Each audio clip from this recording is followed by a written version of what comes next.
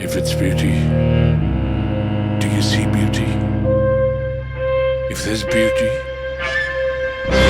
say it's enough. I think I'm gonna die in this hour. I think I'm gonna die in this Charli XCX is a British singer, songwriter, and actress with mixed Indian and Scottish parentage.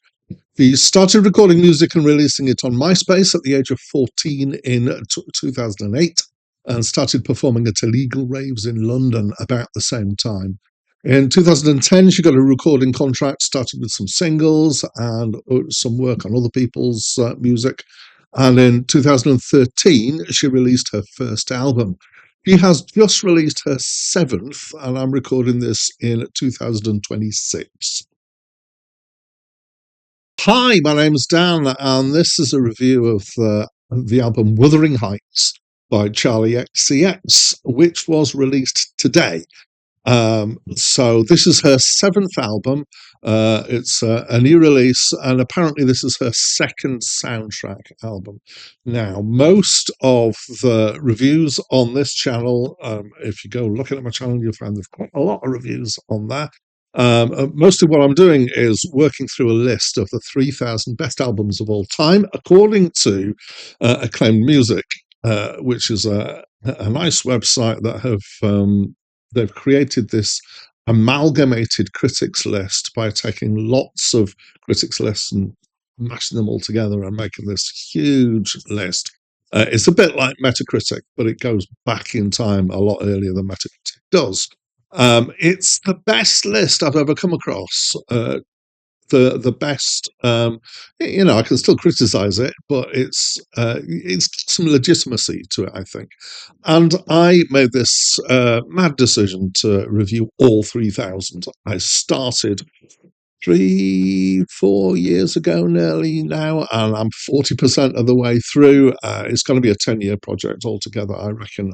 Occasionally, though, I step off that.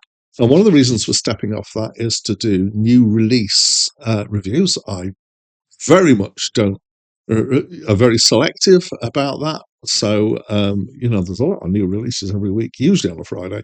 And I pick and choose which ones I want to do. And I only do a few during a year. I guess that begs the question, why did I want to review this one? And it's because I'm curious. So my brother sent me a link to the pre-released, well, one of the singles, I guess you call it, the first one that was released from the album, which is called House, which was a collaboration between Charli XCX and John Cale, who was a Welsh musician who was in I can't remember now the band that he was in. I will know. The name has just escaped me. It'll come back to me in a second, probably. Anyway, old in the 60s, very well regarded. And it was interesting. So when I saw that this was coming up on the list of new releases, I thought, I'll do that one. So that's what I'm doing. Here I am. And I think that this is possibly the fastest turnaround I've ever had for a review video where, well, as I'm recording it, we're not quite 11 o'clock on the day of release. And some of the urgency for this is because I've got stuff I need to do this afternoon. Hopefully this will be up and out within the hour from recording this. So I've been fast. So enjoy that. Right, let's actually get into the album, though. That's been a whole lot of waffle. Apparently, well, not just apparently, the track House, which was the one that I first encountered, was described as being neoclassical dark wave. And I looked that up and found that it's kind of dark stuff focused on classical instrumentation. So I'm happy to go with that as a general, possibly loose genre holding of this album. Let's do more description, though, because that doesn't help that much. She worked with Finn Keane on this, who's a frequent collaborator, and I understand it's a fairly equal partnership. I might be picking that up wrong, but Yeah, fine. So musically, this is almost all focused on strings. Some of them sound real. In fact, quite a lot of them sound real. Some of them sound more synth kind of stringy pads. So there are some other synth pad sounds in here, but really the predominant sound here is of strings. So that's when I say strings, I mean classical strings like violin, viola, cello, possibly bass, as in upright bass. Is often quite dark. It can be quite urgent. Sometimes it's significantly discordant. There's some really interesting bits of musical tension going on. Sometimes this has the feel of classical minimalism, the feel of people like John Cale, but it's always Michael Nyman that comes to mind with this sort of stuff. But some of that is broader and more expansive than that. And occasionally it feels like it's replicating what you might do with a band. So, for example, the track Seeing Things has got kind of chuggy chords that you can imagine had been, maybe created on a guitar first and then transcribed to the strings. Some of the tracks, and by no means all, have got beats in them, which is kind of drum machinery stuff, sounding fairly R&B like. Some of it's a little bit tendency towards the. We're not really full into drill or anything like that, but it's kind of little bits of kind of trippy stuff on the hi hat things. Some of the production is pushed to distortion. Yes, this is a fairly modern thing to do, and the overall effect feels kind of wild and expansive musically. So she has described it as she was wanting to go for a sound that was elegant and brutal, and I think she's achieved that, and she took the inspiration for that idea from the screenplay for the film. So I'm wondering if the film up this feel is maybe it's going to be interesting. Then of course we've got singing over the top here. And mostly this is Charlie B. Sorry, Charlie really messed up there. Charli XCX. There is a guest, a couple of guests. The Sky Ferreira guests on one, and John Cale, as I mentioned, guests on House reciting a poem. I was quite surprised to find that I think John Cale was not involved in the music for that track because it sounds very much like it could have been him in there. She's got a good voice. Apparently, she always auto tunes. I heard her say that in an interview, but it's not always obvious. I know that these days auto tune can be done in ways that you can't tell that it's there, and then sometimes it is obvious. I didn't object to it. Sometimes I do object to overly obvious auto tune, but it felt right in this context.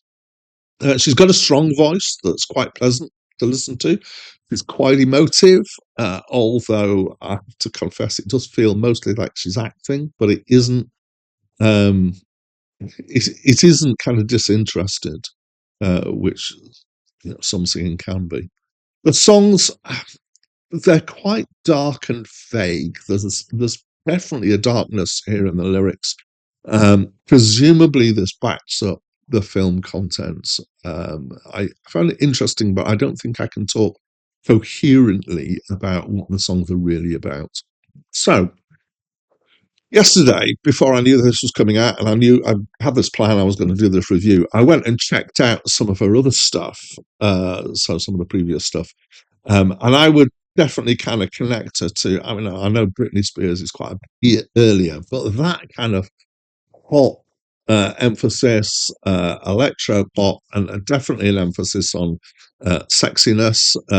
I would say the oversexed nature of her videos did make me respect her a little bit less than I thought I was going to. But the thing that did increase my respect for her was that there's a certain sense of humour in there as well, and self-parodying humour, which is always a thing that will make me like people. This album is very definitely a departure from that sound, and it feels like there's a deliberate juxtaposition here of beats and modern pop singing sensibilities with this classical, almost all the time classical sounding backing. Um, which gives it an internal tension that didn't feel like it was the wrong thing to do. It didn't feel kind of disconnected, but it felt like it was deliberately adding this tension in here. Overall, I liked it. I actually liked it quite a bit. It's an atmospheric and evocative album. It works fairly well as an album rather than a soundtrack. I think there have been deliberate choices to make it such, and I think in the composition of it, it has been in their minds that this will be an album rather than solely that this is going to be a soundtrack. It is somewhat odd in the fact that it's pretty short, despite having 12 tracks on it. It's because most of the individual tracks are generally fairly short. Maybe that's as a result of the soundtrack aspects of it. I don't know. I do think it's somewhat successful in making me want to see the film. Yeah, a little bit. I kind of, if an opportunity came up easily, I might go, oh, yeah, I'd like to see that. Or maybe I'll wait until it's on some streaming service or something like that. See. I am going to be curious about how this album's going to be viewed in a few years' time. So, in retrospect, it might be held as a classic, it's possible, or it might be held as a novelty and an anomaly in her career. I feel like it could go either way, and I feel like it's likely to go one of those two ways. And I think that probably depends quite a lot on what she does next. Anyway, that's what I think of this album. I know it's newly out, so normally at this point I invite people to tell me what they think of the album. Maybe you have already streamed it and listened to it. Maybe I've made you want to have a listen to it or to get a copy of it. In which case, I've done a job. Maybe that's a decent job. Whatever you want to say about this album, or if you've got anything you want to say about Charli XCX, or anything you want to say about the review, if you think I've got it wrong, or you want to criticize any of the things that I've said, or agree with them, I'd love to hear from you. So please do hit the comments down there. But that's it from me for now. I'd rather lay down in thorns. I'd rather drown in a stream. I'd rather let myself on fire. I'd rather wear all these